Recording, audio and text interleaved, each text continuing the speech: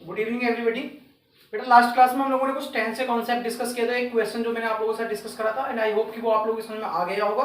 ठीक है, अब we are coming back to our topic conditional sentences. तो बेटा अगर हम कंडीशनल सेंटेंसेस जो हम लोग पढ़ रहे थे उसमें हम लोगों ने दो बातें पढ़ ली थी कि थोड़ा सा उसको समझा, एक बार फटाफट से रिवाइज कर लेते हैं।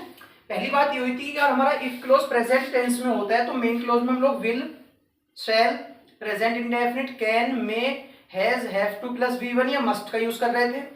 इफ क्लोज का हमारा पास्ट में होता था, पास्ट इंडेफिनिट में हम लोग लिख रहे थे उसको, तो फिर मेन क्लोज में could plus V1, would plus V1 या माइट प्लस V1 का यूज हो रहा था। इतनी बात हम लोग लास्ट क्लास में पढ़ चुके हैं। अब अगला जो पॉइंट है आप लोगों को ध्यान आ चुका होगा कि मैं कहां पर जाना चाह रहा हूं अब, कि if plus subject plus verb dash subject plus verb, कि अगर ये इफ के बाद वाला वर्ब अगर बन जाए किसमें, पास्ट परफेक्ट में। पास्ट परफेक्ट में बनने का मतलब क्या है कि सर हम लोग बेसिकली जानते हैं कि पास्ट परफेक्ट का मतलब हेड प्लस वर्ब का थर्ड फॉर्म होता है बेटा। अच्छा, जिस प्रकार से हम लोगों ने प्रेजेंट इंडेफिनिट की आइडेंटिटीज पढ़ी थी, पास्ट इंडेफिनिट की आइडेंटिटीज पढ़ी थी, सेम वैसी कुछ पास्ट परफेक्ट की आइडेंटिटीज बनेंगी कि हेड प्लस वर्ब का third form double head plus noun और double head two plus V1 और हेड प्लस B। बेटा अगर सेंटेंस में इन चारों आइडेंटिटीज में से कुछ भी एक आइडेंटिटी अगर लिखी हुई मिलती है, हेड प्लस वर्ब का third form, double head plus noun, double head two plus V1 या हेड प्लस B, तो इट इंडिकेट्स पास्ट परफेक्ट। अब यहाँ पर कई बच्चे एक बात को लेकर कंफ्यूज हो रहे होंगे कि सर एक बात समझाओ, यहाँ पर ये डबल हेड कैसे आ गया, कि सर डबल हेड तो हमने देखा ही नहीं कभी लिखा हुआ। तो अगर डबल हेड को लेकर बेटा कुछ बच्चे कंफ्यूज हो रहे हैं तो आप मेरी एक बात को ध्यान समझना। मैं आपके सामने एक सेंटेंस लिखता हूं कि आई हैव अ बुक, फिर सेंटेंस लिखा जाता है आई हैड अ बुक। ये दो सेंटेंसेस हैं, आई हैव अ बुक और आई हैड अ बुक। आप इन दोनों सेंटेंसेस को पढ़ो और मुझे इन दोनों सेंटेंसेस का टेंस फटाफट से बताओ कौन से सेंटेंस में कौन सा टेंस है। आई हैव अ बुक प्रेजेंट है, पास्ट है, परफेक्ट है। हैव सर वर्ब का फर्स्ट फॉर्म होता है और वर्ब का फर्स्ट फॉर्म जो होता है इट इंडिकेट्स व्हाट, प्रेजेंट। अच्छा, ये हेड जो है सर वर्ब का सेकंड फॉर्म है, तो ये हेड इंडिकेट व्हाट, पास्ट। तो सर ये I have a book present tense का सेंटेंस हो गया, I had a book past tense का सेंटेंस हो गया। मेरे पास एक किताब और मेरे पास एक किताब थी, ये एक एक्चुअल मीनिंग है। अच्छा, अब आते हैं जो कहानी हम लोग पढ़ना चाह रहे हैं डबल हेड की। तो बेटा उस डबल हेड को समझने से पहले आप लोग एक काम कीजिए, आप इस हैव फैमिली के मेंबर्स को ध्यान से देखना। हैव फैमिली के मेंबर्स का मतलब जैसे कि फर्स्ट फॉर्म होता है हैव, सेकंड फॉर्म होता है हेड, थर्ड फॉर्म होता है हेड, फिर एक फोर्थ फॉर्म आता है हैविंग और फिफ्थ फॉर्म होता है हैज।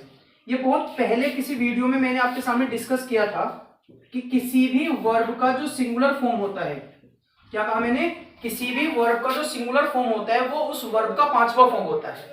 अब हम लोग अगर हैव और हैज में से किसी एक की बात करते हैं, क्या बोला गया, अगर हम लोग हैव और हैज में से किसी एक की बात करते हैं तो इतना वी ऑल नो दैट कि हैव इज प्लूरल, कि हैव जो होता है सर ये प्लूरल होता है। तो बेटा किसी भी वर्ब का जो प्लूरल फॉर्म है वो वर्ब का फर्स्ट फॉर्म होता है।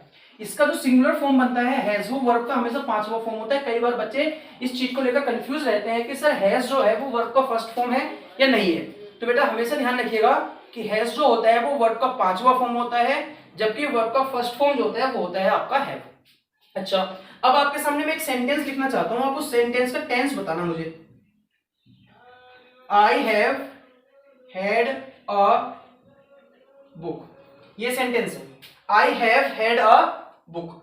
अब एक बात समझना, सर ये हैव जो है ये तो हो गया आपका प्रेजेंट, शायद पहले भी हम लोग इसके बारे में बात करिए एक आध बार, ये तो हो गया आपका प्रेजेंट। अब मैं इस हेड को क्या मानूं, क्योंकि वर्ब का सेकंड फॉर्म भी हेड और वर्ब का थर्ड फॉर्म भी हेड है। तो अब दिक्कत ये है कि सर इस हेड को क्या माना जाए। तो बेटा जो बच्चे पहले पढ़ चुके हैं, क्योंकि मुझे ध्यान आ रहा है कुछ कुछ कि मैंने पहले कहीं बताया आप लोगों को ऑनलाइन लेक्चर्स में, जिन लोगों ने पहले पढ़ चुके हैं वो तो सही है, जिन लोगों ने नहीं पढ़ा है वो मेरी बात हमेशा ध्यान रखना। ये 2 पॉइंट्स हैं। Second form of verb can never be written with helping verb, with a helping verb, or third form of a verb is always written with a help। ये 2 बात आपको ध्यान रखनी है, बहुत इंपॉर्टेंट पॉइंट है। पहला पॉइंट तो है कि second form of a verb can never be written with a helping verb. मतलब क्या हुआ कि वर्ब का सेकंड फॉर्म कभी भी हेल्पिंग वर्ब के साथ नहीं लिखा जाता है, ये हमेशा ध्यान रखना। एक बहुत छोटा सा एग्जांपल दूंगा मैं आप लोगों को, लेकिन उससे पहले इस नीचे वाले पॉइंट को समझना। And third form of a verb is always written with a helping verb, कि किसी भी वर्ब का थर्ड फॉर्म जो होता है वो हमेशा किसी ना किसी हेल्पिंग वर्ब के साथ ही लिखा जाएगा, वो कभी भी बिना हेल्पिंग वर्ब के नहीं लिखा जा सकता है। मतलब अगर इन नटशेल बात की जाए तो बात ये है, सेकंड फॉर्म के साथ हेल्पिंग वर्ब कभी नहीं लिखा जाएगा, थर्ड फॉर्म के साथ हेल्पिंग वर्ब हमेशा लिखा जाएगा। जैसे कि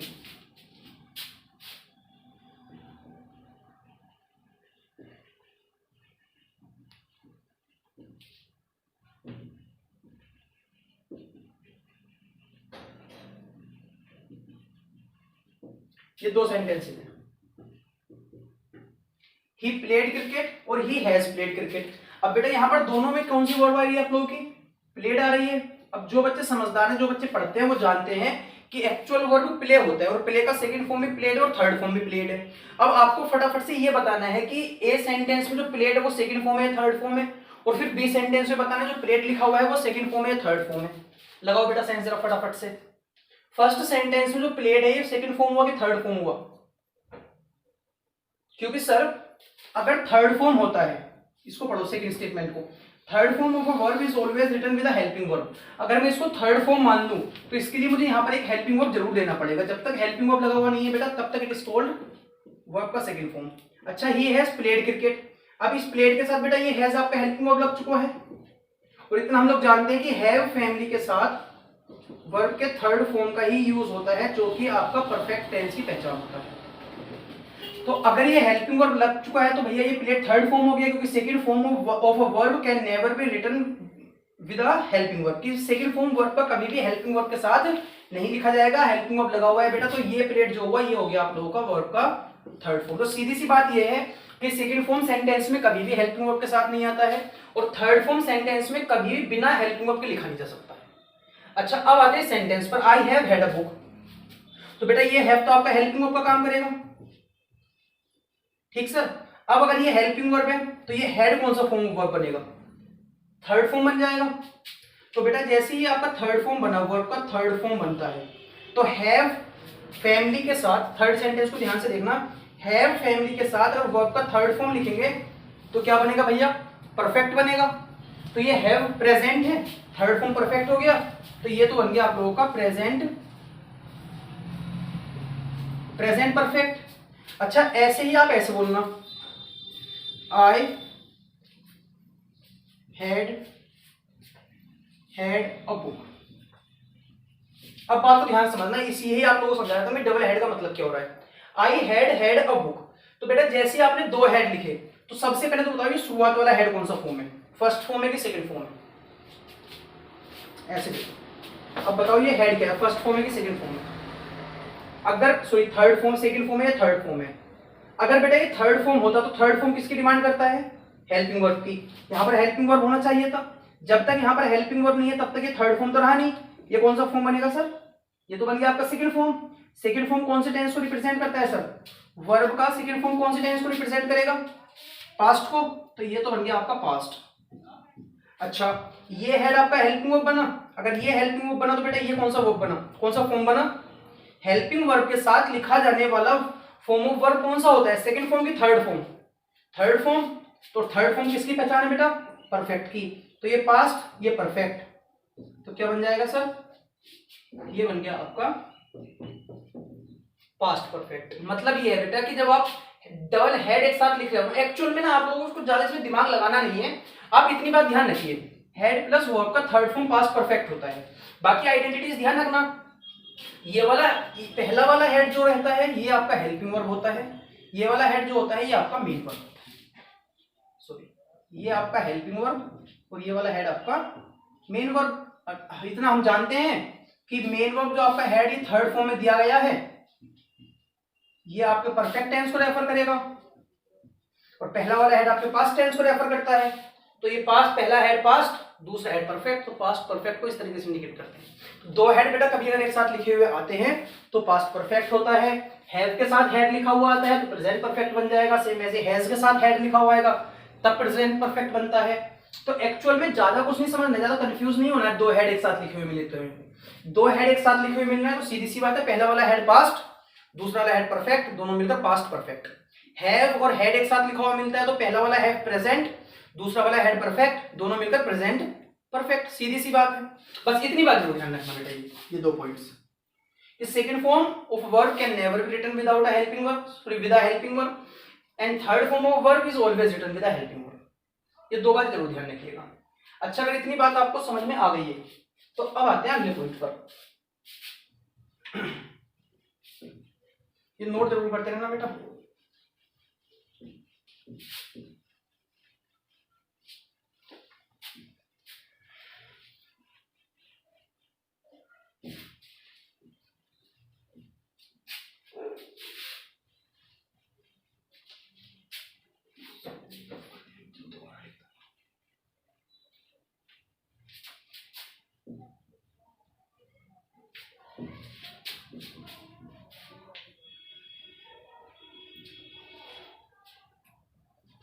देखिए, अब बात ये आती है कि अगर इफ के बाद हम लोगों ने पास्ट परफेक्ट लिखा हुआ है तो ये जो हमारा मेन क्लोज है, आगे वाला जो ये वर्ब है, इसको हम लोग क्या लिखेंगे?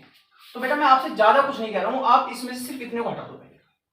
आप ये बता दो, अगर इफ के बाद पास्ट लिखा हुआ होता है तो हम लोग आगे लिखे हुए वर्ड को किस तरीके से लिखते हैं? ये हम लोग पढ़ चुके हैं, इसलिए मैं आपको इससे ही रिलेट करके अगली बात बताना चाहता हूं कि अगर इफ के बाद लिखा हुआ वर्ड पास्ट टेंस को रेफर करता है तो आगे आने वाले वर्ब में हम लोग क्या लिखते हैं? सभी लोग जानते हैं, पढ़ चुके हैं, could plus V1, might plus V1 या वुड प्लस V1। इनके यूज कर रहे थे बेटा, अगर सिर्फ पास्ट होता तो हम लोग could plus V1, might plus V1 या वुड प्लस V1 का यूज कर रहे थे। अब एक्चुअल में इधर क्या एक्स्ट्रा हो गया सब, इधर जुड़ गया परफेक्ट, अब ये पास्ट परफेक्ट बन गया। अब मैं आपको क्लियरली एक बात आपके दिमाग में सेट करना चाहता हूं कि आप लिंक बनाओगे ना चीजों का तो चीजें आपको मुश्किल कम लगेंगी, आसान लगनी शुरू हो जाएंगी। अगर सिर्फ पास्ट होता तो काम इंस्टॉल चल गया था हमारा, हमने लास्ट वीडियोस में क्लियर कर ली थी बात ये। अब हमें बैलेंस किसको करना है? बैलेंस करना है परफेक्ट को। और अभी बोर्ड से रफ किया है मैंने, परफेक्ट टेंस की आइडेंटिटी क्या होती है बेटा? परफेक्ट टेंस की आइडेंटिटी जो होती है वो होती है हैव फैमिली प्लस वर्ब का थर्ड फॉर्म। बोलो बेटा फटाफट से, आया ना? पास्ट को बैलेंस करने के लिए could plus V1, might plus V1, would plus V1 है मेरे पास, मुझे बैलेंस करना है सिर्फ परफेक्ट को। परफेक्ट की आइडेंटिटी थी कि हैव फैमिली, मतलब हैव आ जाए, हेड आ जाए, हैज आ जाए या हैविंग आ जाए, उसके साथ आप वर्ब का थर्ड फॉर्म लगाओ तो परफेक्ट भी बैलेंस हो जाएगा। तो बेटा मुझे तो बस एक छोटी सी चीज दोबारा से लिखनी पड़ेगी, वो था ये हैव फैमिली का स्ट्रक्चर। फटाफट बोलो, first form, second form, third form, ING form और पांचवा फॉर्म। अब एक बात बताओ बेटा, अगर मुझे परफेक्ट को उधर ले जाकर बैलेंस करना है तो इतना हम सभी लोग जानते हैं, सभी लोग इतना पढ़ चुके हैं कि कुड, माइट और वुड तीनों मॉडल वर्ब होते हैं और मॉडल वर्ब के बाद वर्ब का कौन सा फॉर्म लिखा जाता है? हमेशा फर्स्ट फॉर्म। ठीक सर, अब परफेक्ट को बैलेंस करने के लिए मुझे हैव फैमिली में से किसी एक मेंबर को चुनना पड़ेगा। बोलो हाँ या ना? अगर परफेक्ट टेंस चाहिए तो हैव में फैमिली में से कोई ना कोई एक तो आएगा, इन पांचों में से कोई ना कोई एक तो उठाकर आपको यहाँ पर रखना पड़ेगा। अब मैं रखूं कौन से को, तो रखने में ज्यादा दिक्कत नहीं होगी, वहां से आपको हेल्प हो जाएगी इससे। कुड, माइट और वुड मॉडल वर्ब हो गए। मॉडल वर्ब हो गए तो किसकी डिमांड करेंगे, फर्स्ट फॉर्म की। अब हैव फैमिली में फर्स्ट फॉर्म कौन सा है बेटा, हैव है। तो हैव है तो सर इसमें आप लिखिए could have plus V3, might have plus V3, would have plus V3। देखो अब मेरी बात को थोड़ा यहां पर ध्यान समझना, कोई इसमें कंफ्यूज मत होना प्लीज। कुड, माइट और वुड तीनों मॉडल वर्ब हो गए, ये डिमांड करते हैं वर्ब के फर्स्ट फॉर्म की। खाली पास्ट था तो इनके बाद हम लोगों ने, जब पास्ट इंडेफिनिट था तो इनके बाद सीधा सीधा मेन वर्ब की हमने फर्स्ट फॉर्म लिख ली थी। जब परफेक्ट की बात आई तो परफेक्ट के लिए हमने जाना कि भैया परफेक्ट को और बैलेंस करना है तो उसके लिए आपको हैव फैमिली में से कोई ना कोई एक मेंबर चुनना पड़ेगा, जिसके बाद थर्ड फॉर्म लगाना पड़ेगा। अब इतने सारे मेंबर्स में से मैं कौन सा मेंबर चुनता हूँ, दिक्कत इस बात की थी। तो उस दिक्कत को क्लियर करा इन तीनों मॉडल वर्ब ने। इन्होंने कहा कि भैया हमें मॉडल वर्ब, अब अगर हम मॉडल वर्ब है तो मॉडल वर्ब के बाद लिखा जाता है फर्स्ट फॉर्म। तो हैव फैमिली में फर्स्ट फॉर्म किसका हुआ, खुद हैव का हुआ, तो इनके बाद हमने फर्स्ट फॉर्म हैव लगा दिया। तो परफेक्ट के लिए थर्ड फॉर्म चाहिए था बाद में, तो थर्ड फॉर्म लग गया। मतलब बात सिंपल सी है कि अगर इसके बाद पास्ट परफेक्ट आता है, जो अभी 4 आइडेंटिटीज आपके सामने लिखी हुई थी, head plus V3, double head plus noun, double head two plus यून और हेड बी, कि अगर इसके बाद पास्ट परफेक्ट उन चारों में से कुछ भी एक आता है तो मेन क्लोज में could have plus V3, might have plus V3 या वुड हैव प्लस V3 का यूज होता है। Is that clear? इतनी बात समझ में आ गई? चलिए इसमें से नोट कीजिए जो नोट करना है, फिर आगे।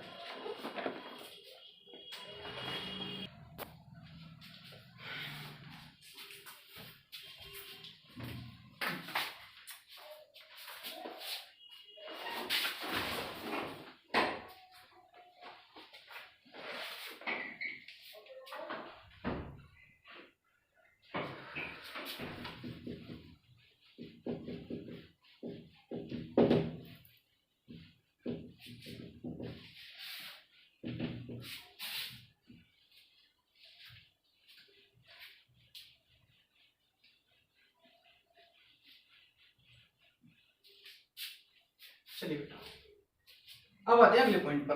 मैं पहले इसकी थ्योरी खत्म कर रहा हूँ, जितनी भी थ्योरी है उसके बाद में सीधे क्वेश्चंस पर जंप करेंगे। अगला आपको और पॉइंट ध्यान हो तो हमने बात ये करी थी जब इफ प्लस पास्ट हम लोग पढ़ रहे थे, जब थोड़ी सी मैंने आपको इन्वर्जन के बारे में बात बताई थी कि अगर हम लोग वर्ब को सब्जेक्ट के पहले रख देते हैं, अगर हम लोग वर्ब को सब्जेक्ट के पहले रख देते हैं या हेल्पिंग वर्ब को सब्जेक्ट के पहले ले जाकर रख देते हैं, और अगर सेंटेंस के आखिर में क्वेश्चन मार्क ना हो, अभी जैसे मैं क्या कह रहा हूँ ध्यान सुनना, जो लोग आज की वीडियो में हैं, कि adverb plus helping verb plus subject plus main verb plus object अगर है तो प्लस क्वेश्चन। मैं समझना आप लोगों को ये है कि अगर ये स्ट्रक्चर आपका बनता है, इसमें सिर्फ दो चीज नहीं होनी चाहिए, एक तो सेंटेंस के आखिर में क्वेश्चन मार्क ना हो, दूसरा सेंटेंस के शुरुआत में अगर कोई एडवर्ब ना हो। तो बेटा ये जो पोर्शन बचता है आप लोगों का, इसको हम लोग क्या कह रहे थे,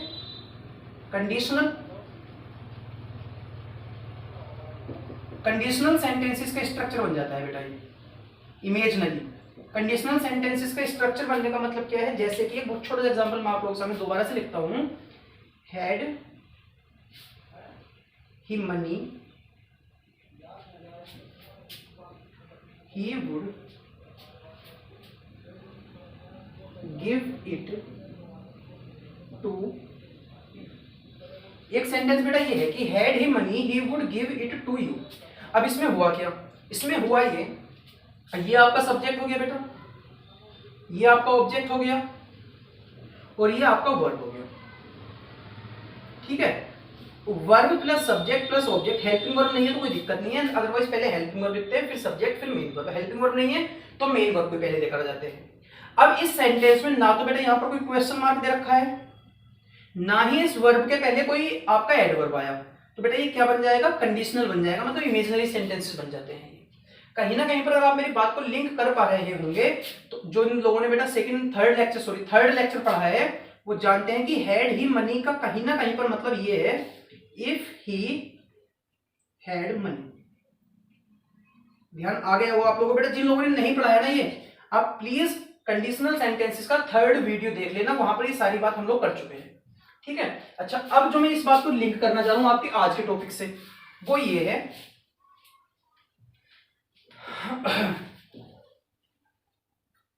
कि sir if plus subject plus head plus V3। बेटा पास्ट परफेक्ट की पहली आइडेंटिटी यही बन रही थी कि if plus subject plus head plus V3। अब अगर मैं इसको कंडीशनल में दूसरे स्ट्रक्चर में लेकर जाना चाहूं तो बेटा ये क्या बन सकता है? सर आप हेल्पिंग वर्ब को उठाकर सब्जेक्ट के पहले लिख दो। हेल्पिंग वर्ब क्या है बेटा? मेन वर्ब तो ये हो गई, हेल्पिंग वर्ब बना आपका ये हेड, मतलब हेड, फिर क्या, फिर सब्जेक्ट, और फिर क्या, फिर आपका वर्ब, तो फिर ये वर्ब का थर्ड फॉर्म। मतलब जो काम ये करेगा if plus subject plus head plus V3 करेगा, वही काम head plus subject plus V3 करता है। जैसे कि if he had worked, he would have got money। ये है सेंटेंस कि if he had worked he would have got money। एक सेकंड हो जाइए अभी।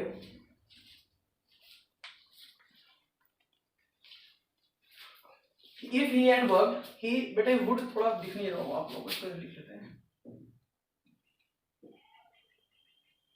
अब दिख रहा है? If he had worked he would have got money। अब इतना हम लोगों को दिख रहा है कि सर ये हेड प्लस वर्ब का थर्ड फॉर्म हो गया, पास्ट परफेक्ट हो गया कि इफ के बाद अगर पास्ट परफेक्ट आया तो मेन क्लोज में वुड हैव प्लस V3। ठीक, मैं बस आपसे ये कहना चाह रहा हूं कि कई बार एग्जामिनर इस सेंटेंस को इस तरीके से भी लिखकर दे सकता है कि हैड ही वर्कड, तो ही वुड हैव गॉट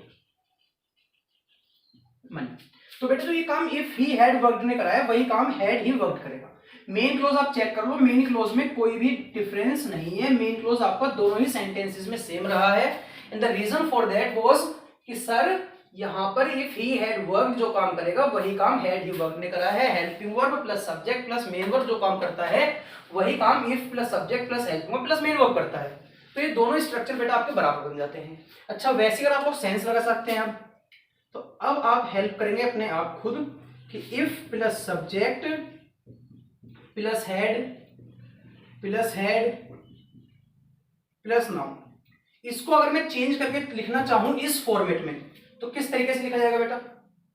एक हेल्पिंग वर्ब को उठाकर लेकर आना है पहले। अब इन दोनों हेड में से कौन सा वाला हेड हेल्पिंग वर्ब होता है सर?